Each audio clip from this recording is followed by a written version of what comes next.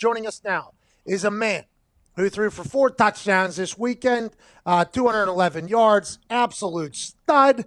Ladies and gentlemen, new commercial out with him in it, by the way. He's not on yet. He's getting ready still. Oh, actually, he might be ready now. Okay, good news. Ladies and gentlemen, Aaron Rodgers. Yeah! Woo! Just getting my water here. Hey, what are you going to drink it out of today? Because, sometimes it's a mason jar. Sometimes it's like a sophisticated glass. What are you going with today? Oh, yes, sophisticated glass. Yes. Let me get into position here. I just had my massage, so I feel a little high, but I'm good. Hey, that's a great time to talk to you. Let's chat about stuff now. Do you get a weekly massage? What other stuff do you get done? Can you give me on what's going on here? I only see half of you and half of me. Let's fix that, guys.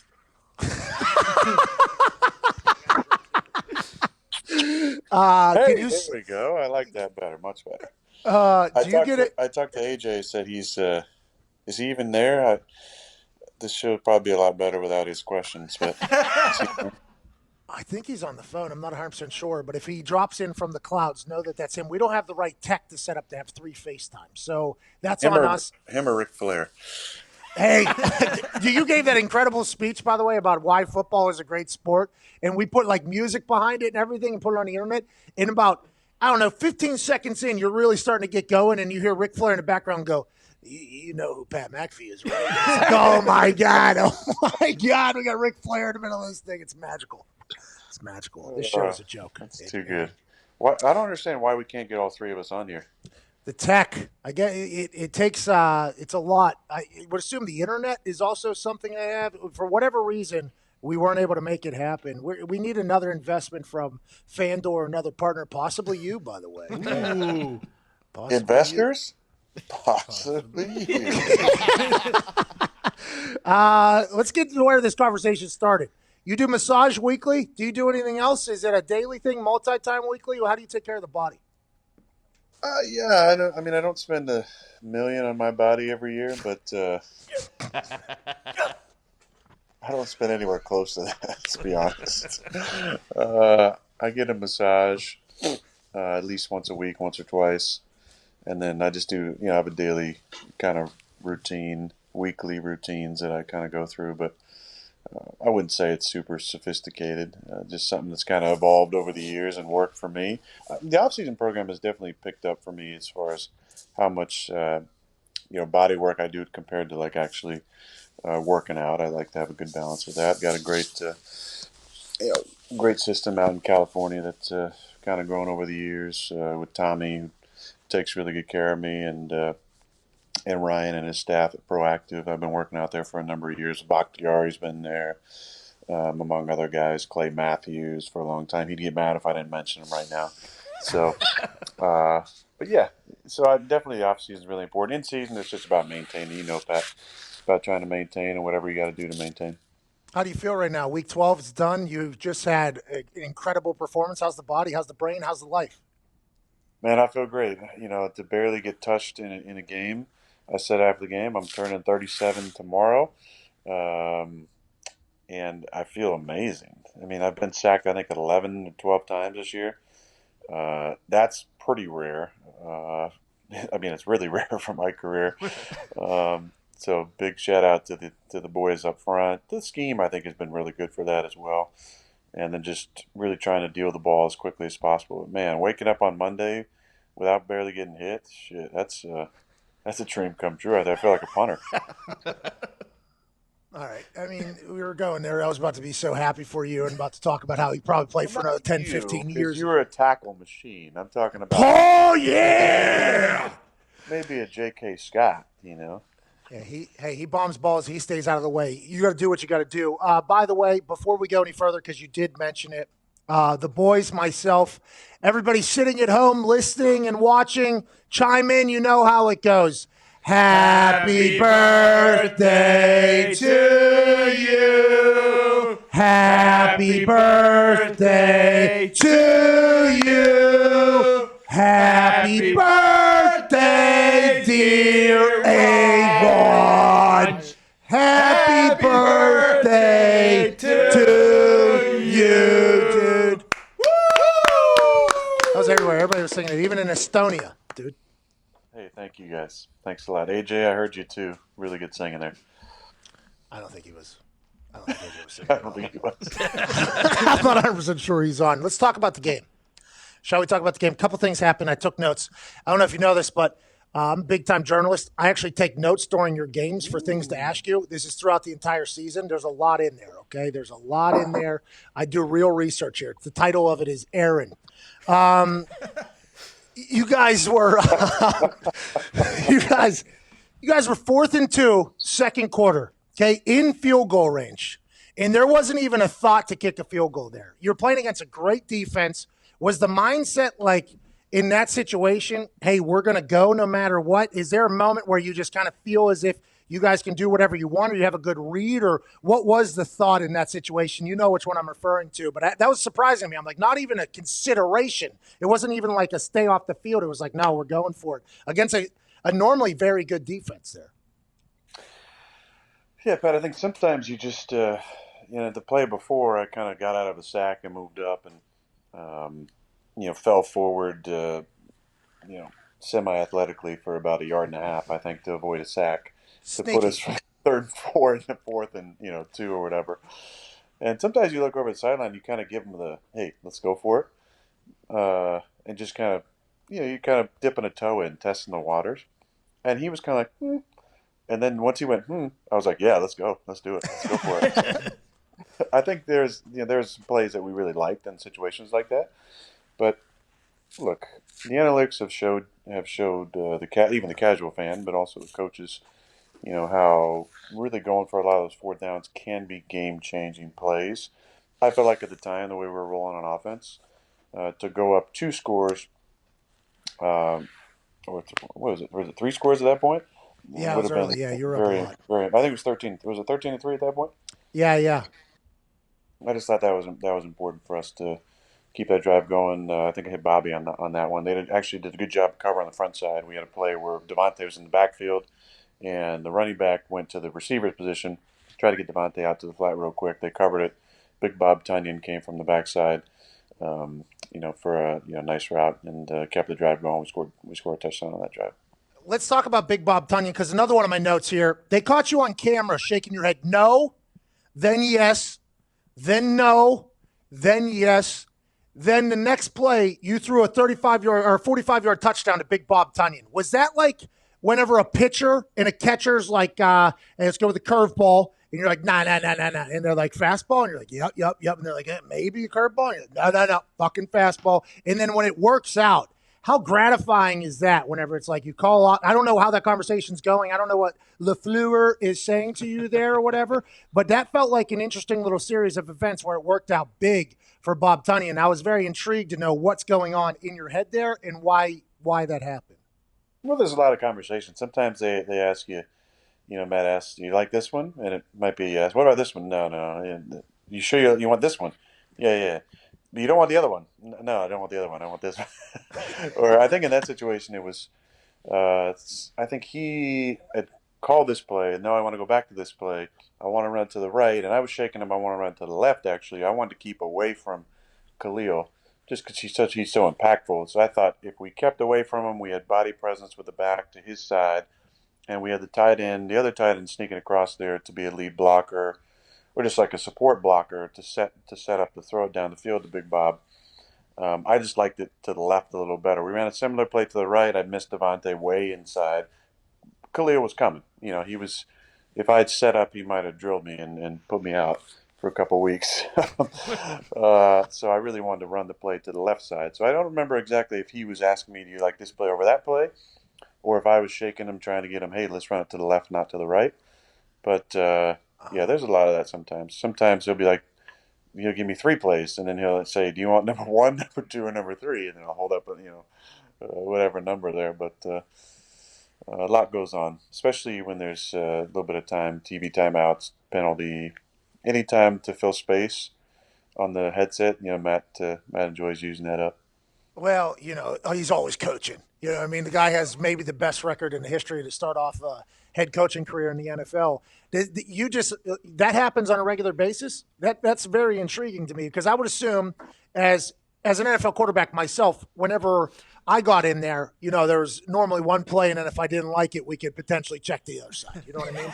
And I think the normal assumption is when they're going in there, it's like, okay, you got one play, two plays if you want to audible it at the same time. I didn't know there was a full shake-off situation potentially happening while that's all going on. It makes sense now that you mention it, but I did not know that's happening. That's happening a lot more than we think it is.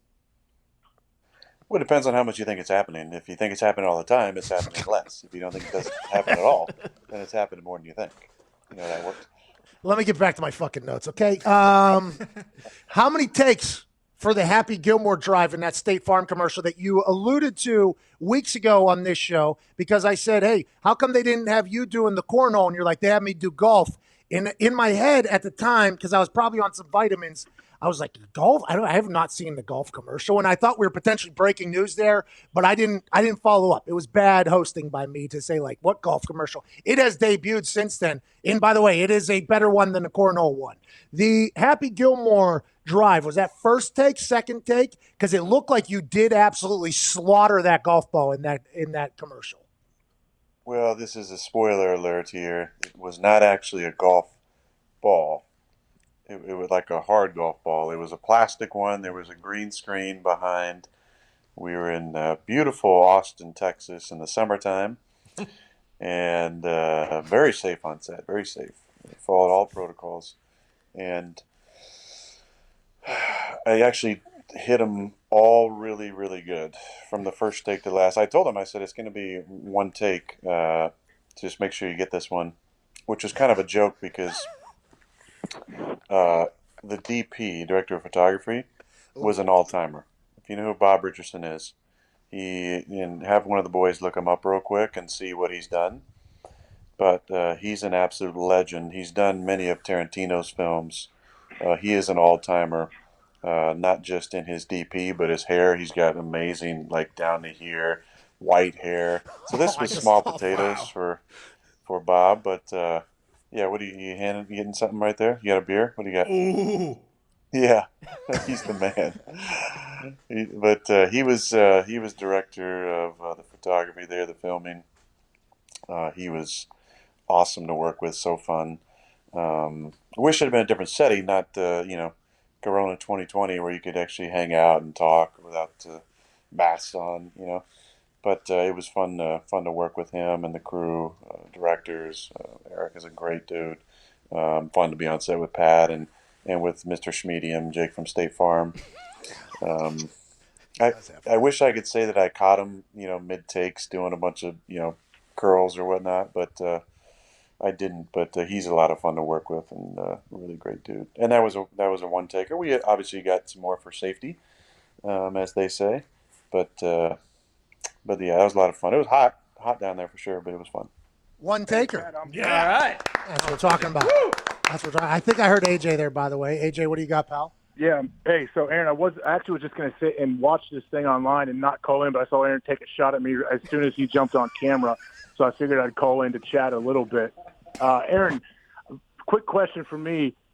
During the game, you're going to think I'm joking, but I'm not. So a couple different times you send guys in motion. I heard one time picked up clearly on the TV copy. You said, "All right, why don't you start to get going there, Marquez?" And you send him in motion. Is there a reason you don't just point and shoot him, or is there a reason you don't just give a little wink or a leg? Like, why do you say it like that?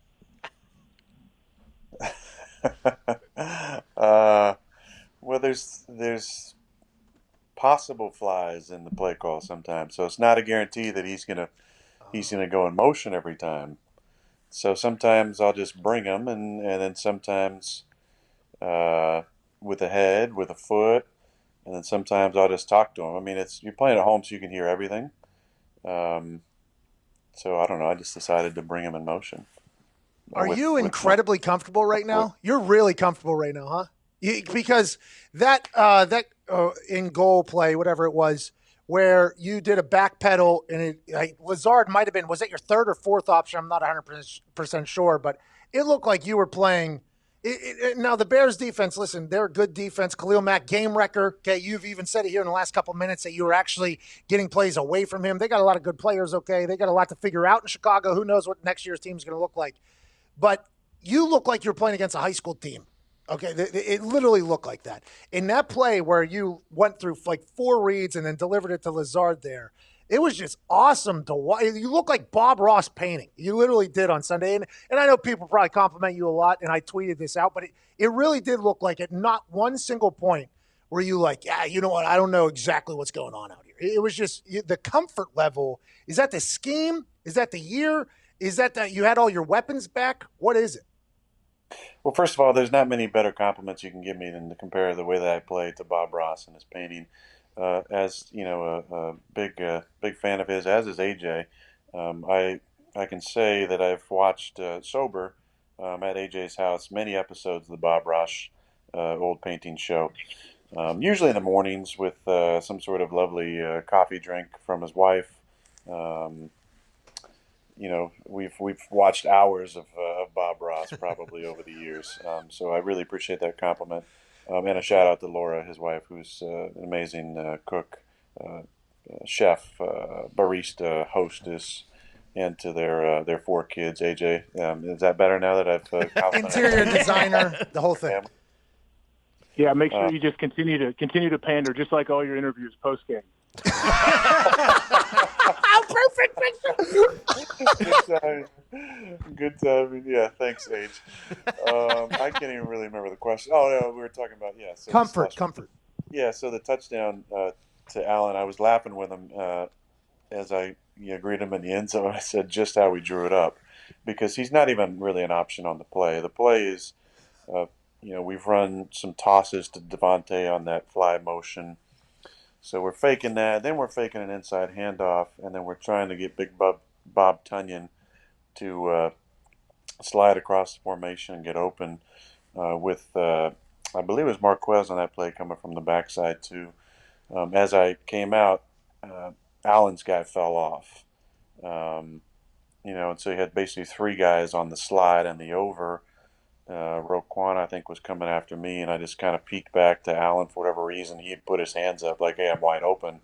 So I just, kind of awkwardly got him the ball as best I could. But I think that's kind of how it's been. If you look at a breakdown of our season, there's been many plays like that where whether it's protection or the scheme, we've gotten back to guys who really aren't in progression. So I think that's the beauty in second year in the offense, going outside of the system or the scheme, pushing not going outside the system. I think that insinuates something that I'm not talking about. But I think adding to the scheme in subtle little ways like we've done this year, I think has allowed us to make some of those plays. But look, it's just smart football players. I've said it. I can talent-wise, it's great having guys with talent, but smart football players, man, you can win with those kind of guys. When 13, Allen Lazard's playing, he's just one of those super smart football players. Like, he just gets it. He's in the right spot at the right time. He just like the little things that don't even show up in the stat book. Like, we're running a lead inside duo play that everybody in the league runs, and he comes down in a short motion, and Eddie Jackson, the safety's hitting it, and instead of trying to like butt him up in the hole, and he just cuts him. So it goes from it looks like when I take the snap, it looks like the C gap is going to be, Eddie's going to hit it before anything. And sure enough, Allen cuts him in the hole and we get a 5-yard gain. It's like little plays like that he does all over the field. Did last week in against Indy, where he's blocking on a 3-man bubble to his side and he just turns his guy and gets Devontae the edge, and Tay falls in the end zone for a touchdown. It's things that don't show up unless you're a football person and you're writing about this stuff. But it's stuff you love, just smart plays. Marquez, a couple weeks ago in practice, made 2 plays in the same day that were just brilliant. We had this scramble drill, and he just made this amazing top gun in the back of the end zone. And then we had an offsides play, and he made it a really good heady play. And I just, that's the stuff that gets me jacked up. After I was so pumped. It was practice, but I was just pumped because when guys make smart reactionary plays, man, that gives you the confidence you can win with these people, because talent only goes so far. We have to have smart guys out there, and when we do, and getting a guy like Allen back in the mix, man, it frees us up to be able to make some of these off-schedule plays that, like Devontae on the first touchdown. He's running a trail route. He's running down the pipe. They drop 8. He naturally knows to kind of take his time, but he works to the backside, and it looks easy, and it was relatively easy. Put the ball 8.5 feet off the ground, he make it look easy, making a catch for a touchdown for his 500 catch. But it's smart players like that. Damn, man, you can win with guys like that. Okay, so whenever I got a chance to watch Peyton play, obviously that offense, they've been around each other for so long. I mean, the guys on that team, Austin Collie was the new guy that they dropped in there, but the amount of reps that they spent in the offseason to get on the same page between Austin and Peyton was just like next level. But there was a lot of option routes in that offense. It's like everybody has to be on the same page. Everybody has to see the same picture, and everybody has the same thing they say about the Patriot offense. Is that the same style of offense that you guys are running? Because that never gets talked about, how everybody has to be on the same page and making the same decisions and everything like that. No, not necessarily. I think it's different. I think we used to run some more of that where we had 2-in-1 routes, we call it, where guys really had to read coverages all the time, whether they're an outside receiver or an inside receiver, and that was more about being on the same page at all times. This is more clear cut as far as responsibility by receivers, especially in their routes. I'm talking about off schedule plays. I'm talking about subtle adjustments at the line of scrimmage that you can do with guys who are smart, with guys who are locked in, with guys who are so confident in what they're doing, they can just now react to the environment that they're in.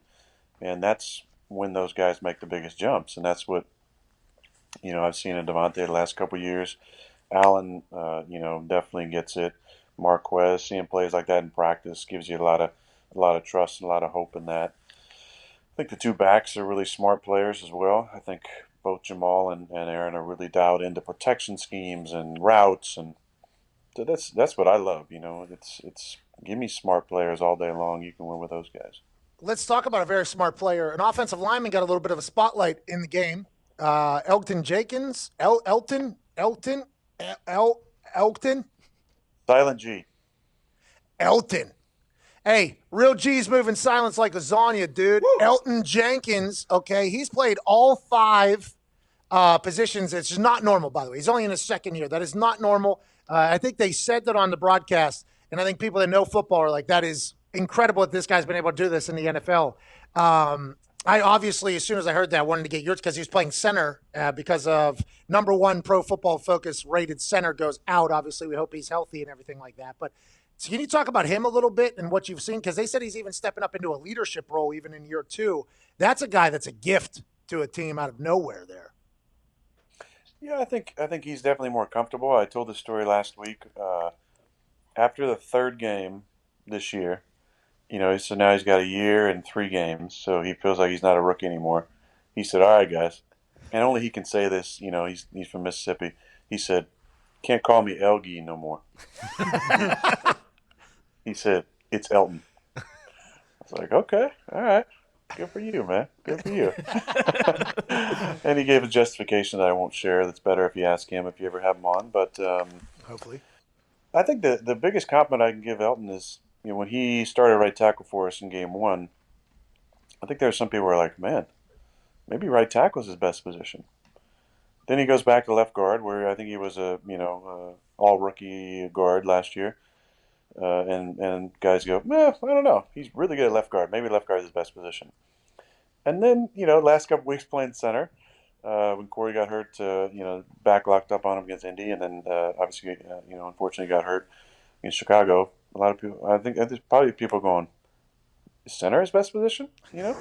So that's the best compliment I can give him. He's really played well at all 3 different types of positions. I think mentally is the biggest thing for him. That he's obviously feels great about, because it is different playing tackle and then playing guard, where you're calling a lot of stuff with the center or for the center or to the tackle, echoing things out, to center where you're calling all of it. And then you got to be on the same page with the cadence. I give him a lot of credit for that, because it wasn't like, last week we did a couple snaps, because I got on him a couple weeks ago about his snaps are kind of all over the place. And then when Corey got hurt, he was like, "Hey, we got to get some snaps." I was like, "Man, we're good. Don't worry about it. We're fine." I just wanted to alleviate any angst or anxiety he had that, about, "Oh, we got to get a couple snaps before we go out there." And I was like, "Man, we're fine. We're fine." I was like, "I'll give you one. And then he snapped one. It was perfect, and then we moved on. I think a lot of times that helps guys maybe relax a little bit if you go from guard to center. Now the real big spotlight's on you, and the guy calling it says, "Oh, we're fine, we're good, don't worry about it." And he was great. Well, that's the thing about you, though, is you don't warm up. You don't practice throwing in the off season. So just to expect our guy Elton just to be the same exact way is incredible leadership by you. Just being like, hey, let's not even think about this, dude. Just snap the ball, okay? We're going to be okay. The field was talked about a lot, being slick. And you've obviously played there for a long, long time. And I know it's a mixture between, I think, turf and natural grass. And AJ, I think AJ's still on. AJ talked last week about how there's these rollers that come out and heat the field or something like that. But it looked like it was a slick field. What is it about that place? Is that just normal? That's how it is? Or why is that not more of a conversation piece, you think? I'm not sure exactly. I mean, I think because it might not be, it's not the longest grass in the league. It's relatively short and probably gotten short over the years. Usually, grass length is talked about, or the type of grass. If it's a sod, if they bring in sod, if they have college games that play on their field, whatever it might be. I know that our stuff, and we just had the new practice field redone, and it's amazing. But it is stitched into the artificial type of grass is stitched in to the real grass for support. So it is a surface that's improved over the years. There were a lot of years where our field was very brown in December just because the grass was dead and it was more muddy. I will say that a lot of I guess the grass, when it's above 30, tends to be a little slicker. When it gets below, I'd say 25, gets into the low 20s and the high teens, the slickness does go away. I think because our surface has gotten a lot more reinforced. Great job by Al and his staff and the guys they work with on the field maintenance. I do think it's interesting to still see guys and what footwear they choose to go with on game day. I've always been a screw-in, 7-stud type on our home field, even when it was in a lot worse shape than it is now. But I don't run, I'm not running as much as any of these guys, but I haven't had a lot of slipping problems over the years. Hey, you did a pump fake, though. It was dope. You didn't do the pump fake downfield, though, which I was bummed about because you said last week that you liked doing the pump fake downfield. As soon as you crossed the line of scrimmage, you didn't do it again. But I did see you do the pump fake. Nick was pumped up about it, and I was excited to see the internet appreciative of it. Why? Because, Big Buckner got me last week with his, 7'8" wingspan when I thought I was free outside the pocket, running for about 25. So this week I said, I got outside the pocket one time, really, and once I was out there, I had the Buckners. I was worried there was, Chicago's got that humongous dude, 75, who's one of the biggest humans ever. I mean, I don't know. I didn't know. I couldn't remember if he was in or not. He might be chasing me with a 7'8" wingspan. All I was thinking about, let's get a first down. Let's not get hurt. Let's, do a decent slide. Not a Matt Flynn slide. Anybody who's ever seen Matt Flynn try and slide, and AJ probably knows what I'm talking about. Not the most graceful. So do a graceful slide, and then, get back to the huddle. That was kind of my thought process. Smart. Hey, I got another one for you, Aaron. Hopefully you guys can hear me. What about your cadence? Your cadence is obviously a weapon, and people love to pump you up about it. Have you ever had any other quarterbacks or coaches in the league or at any level reach out to you? Because I don't see anyone else doing it like you do.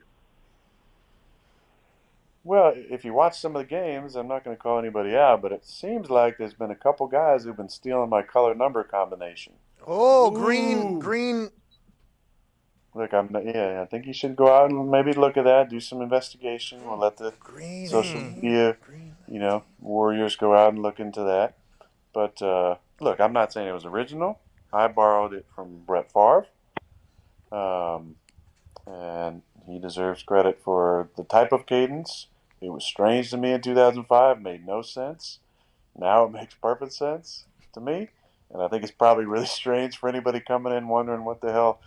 How do you teach this cadence to be? I know it was for Matt when they came and said, "Hey, say the cadence," and I said it, and talked about when the ball snapped and everything, and the different cadences we had. And he said, "That makes no sense." I said, "Maybe not to you." But it only has to make sense to the 11 out there on the field. And I by think the way, it works. Hey, everybody LaFleur, it sees this. works, pal. You are, as AJ said there, it is something that I don't know. You probably assume that other quarterbacks should do it as much. You make it look very easy. You make it look very, very easy, taking advantage of cadence and your inflection and the timing and making, dummy calls sound exactly like real calls. And that does take everybody. I mean, the offensive line has to be like the Elton Jenkins, like that's a young guy at center. He has to be dialed in while knowing that the biggest human you've ever seen, 75, is potentially out there. He has to block it.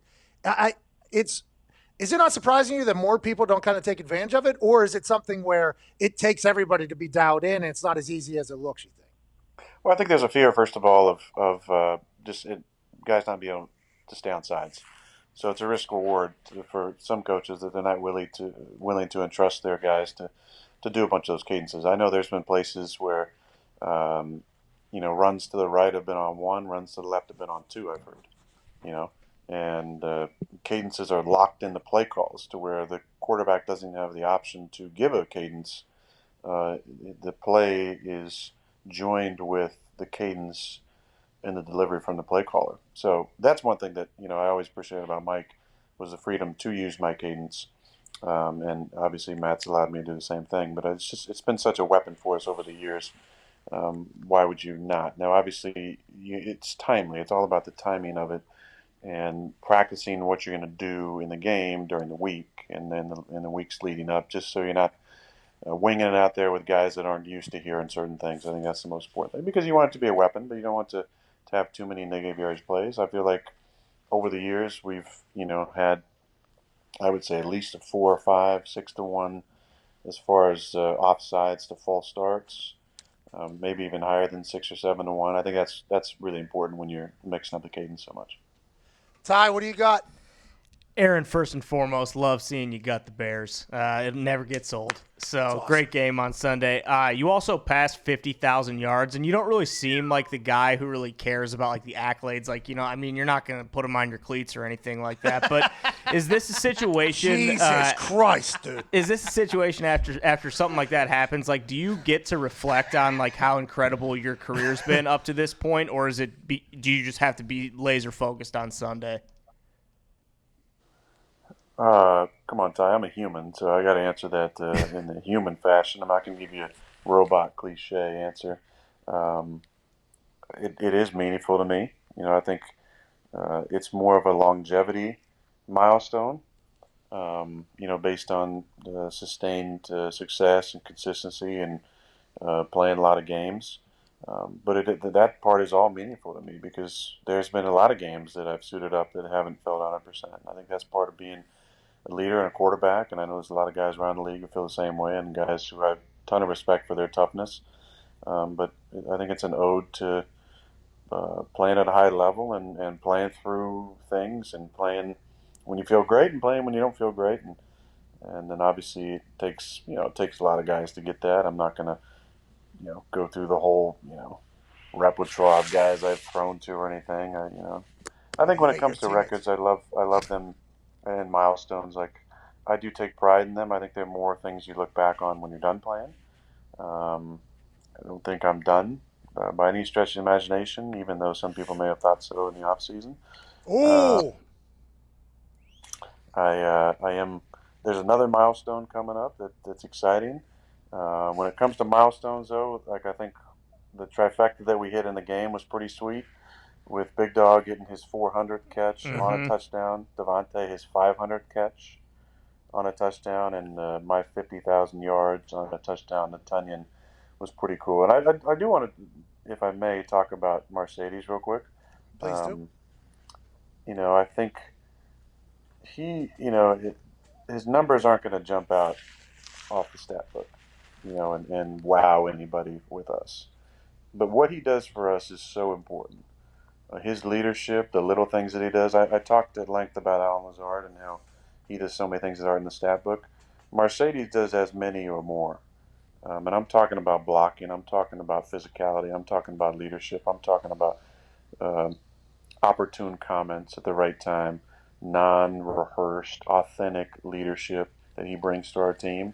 I was frankly surprised we brought him back, only because that just hasn't been the history of older guys like that who might not have the production, as far as numbers. But his production goes way deeper than the numbers, and his importance on our football team goes way deeper than that. And that's why when nobody on the team, and we have some fantastic players, nobody is happier on the squad than when Mercedes catches a touchdown.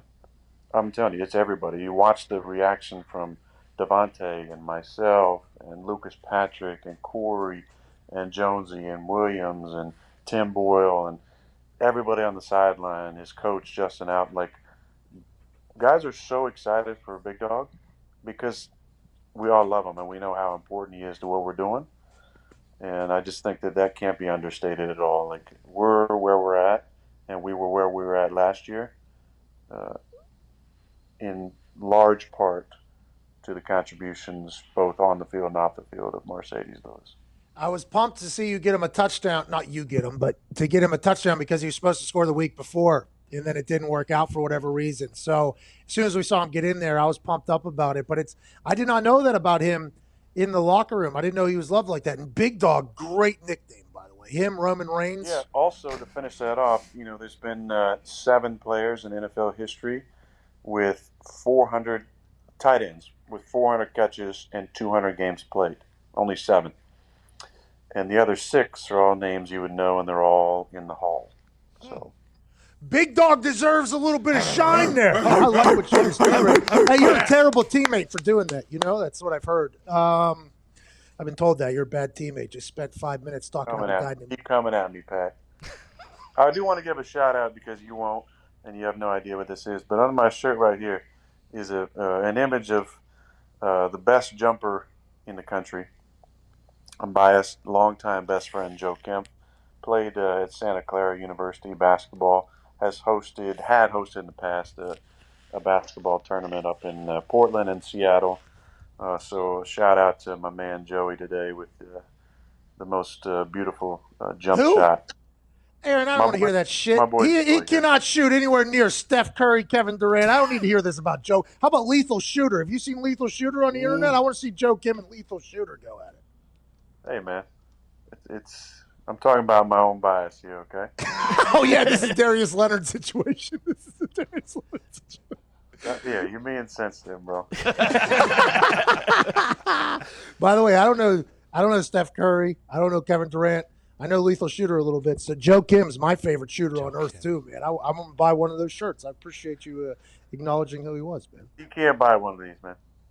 Got to earn it. How's your jumper? You pretty good? You probably got a good shot, huh?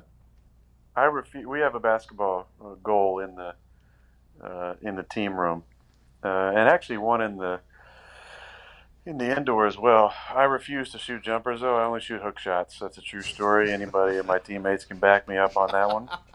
Only hook shots. Pretty lethal with them. Do they fall? Yeah. Oh yeah, man. That was one of the coolest things I've ever heard. Oh yeah, man. Hey, you got the Eagles this weekend. Good luck. We're pulling for you, dude. Happy birthday. Hey, thanks, guys. Love you guys. Have a great week, and Love you too. Love you. Talk to you again next week. Hey, we love you too, man. 3:40 game tomorrow, by the way. 3:40 on a Wednesday because Rockefeller Center's got a tree to light up, dude. They're not doing Pittsburgh any favors, are they? Bro, the week 4, they were forced into a bye week because the Titans had 75 players. Then they weren't told they were on a bye week until Friday, I think. So, granted, bye weeks aren't really bye weeks this year. You've already explained that basically. You still have to check in and everything like that. Then they come back. This game, they postpone it. They have to play on Monday. So they don't have an off day this week. They thought they're playing on Thursday. They won't have an off day after this week, and they won't have an off day next week either. And they had to go on a 13-week run after a week 4 bye week. It is a tough setup for them. But, hey, it takes all of us, Aaron. It takes all of us. Yeah, and they're 10-0. And the Broncos played with no quarterback. And the Niners played us when they had 82 guys on COVID. But whatever. We just do what we're told in the NFL. Love you, Aaron. Did you get to see, that was a Pittsburgh Steelers fan there, Diggs, saying he loves you because he's been yelling that loudly and he's been getting accosted on the internet for acting like the Steelers are in a bad place. Did you get a chance to see that kid play quarterback at all? No, I didn't. He made you guys look real good. I did say to Alan, though, briefly, and I don't mean any disrespect. Now I can say whatever I want. But there are some, I think, receivers across the league, Devontae Adams, Allen, maybe some of these guys who like throwing the ball around in practice, who, think that it's not as hard as it looks. It might be.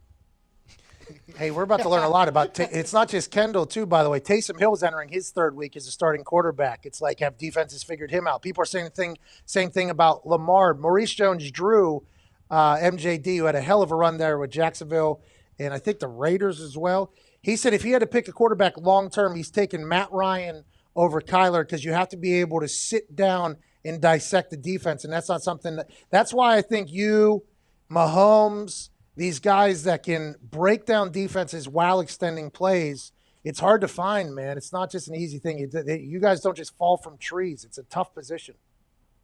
Well, look, I mean, I'm not going to say anything bad about those other people because they're unbelievable. They have skill sets that make up for a lot of deficiencies, and they don't have a lot of deficiencies. So what Lamar can do on the field, what Kyler can do on the field, look, man, those dudes are talented guys. So everybody's entitled to their opinion, though. I'm not gonna cancel anybody for their opinion. But you do know that after being in the game for a long, long time, the ability to dissect the defense, sit back and know what's going on is a pretty crucial one in the success of the NFL, right? Of an offense in the NFL. I think it's that and playing in the elements. I mean, it's different. Some of these cities that are colder, it's different playing in some of these type of games. With these type of weather that we have. I think that's but that all goes to knowing what kind of squad you got. When you were at the Colts, I think that they smartly, they loaded their team with a lot of guys built for indoor play.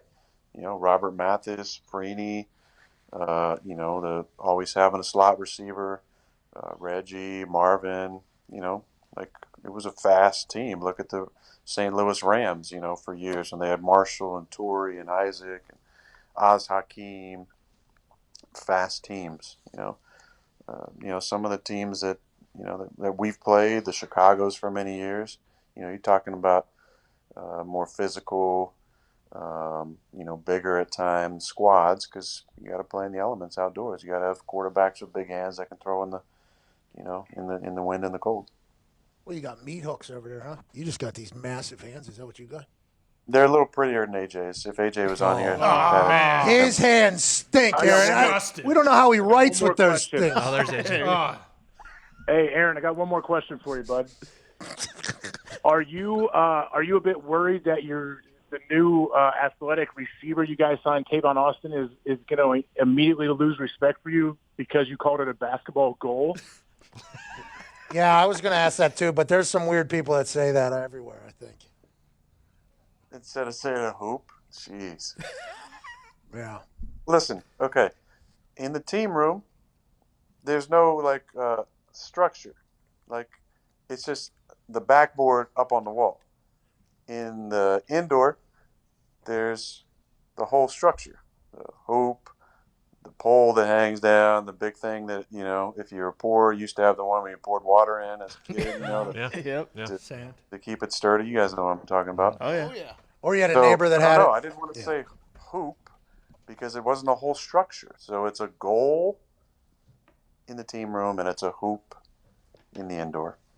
Well, it's good that Tavon Austin's going to respect you now, because all the things you've done on football. It doesn't matter. AJ is the best.